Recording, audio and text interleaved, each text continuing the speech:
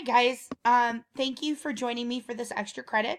The first step you're going to want to do is uh, copy these two equations down on your worksheet. If you need to pause this video to do that, you may. So it says two equations are given below. The solution to these equations are x and y respectively. All that means is that in this equation, we're going to solve for x and find out what it is. And in this equation, we're going to solve for y. Solution means solve, okay? So here, it says which statement about x and y is true. Step number 1, I am going to solve both equations. So you're going to write that down in your steps. I'm going to solve both equations because I can't find the answer until I do that. So let's go ahead and do that. And we're going to start over here by trying to isolate the variable. And so I want to get x all by itself. How am I going to do that? I'm going to use the inverse operation. And we all know that the inverse operation of subtracting is going to be to add.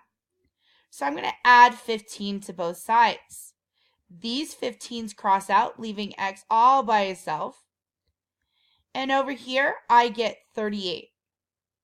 So I know that the solution to this one is x equals 38.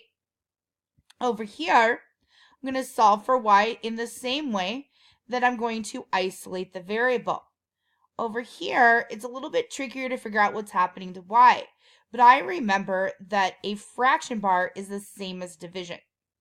So y is being divided by 4. What is the opposite of dividing by 4?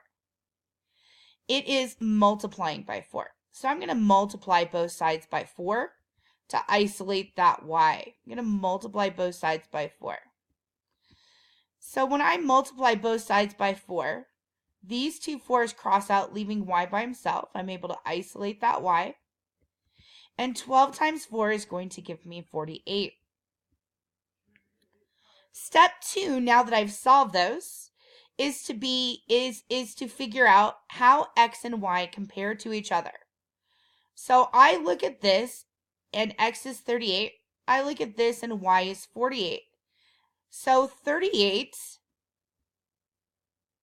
is less than 48. So my step 2 is to take my answers and compare them. Step 2 is take my answers and compare them. So 38 is less than 48. That means x is less than y. All I'm doing is comparing those two answers. X is less than y. So step 3, once I've done that, is to look over here and see which one of theirs is the same as what I got. Well, x and y are not equal. They are not equal. X is less than y is the same thing I came up with because x is 38 and y is 48. I'm going to circle this answer.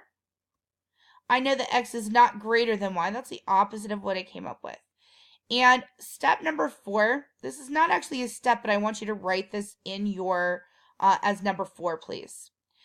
So the reason they put y equals 12 over 4 is that is meant to confuse you. Because if you look over here, you've got y over 4 equals 12.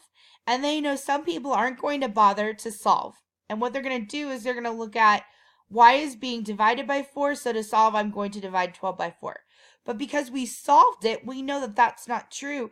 That the inverse operation we're actually going to do to both sides is to multiply. Okay, so for number 4, you're going to write down, let me have you write down, D is for people who don't solve. Okay, D is for people who don't solve. Excellent job. Now I want you to try one on your own.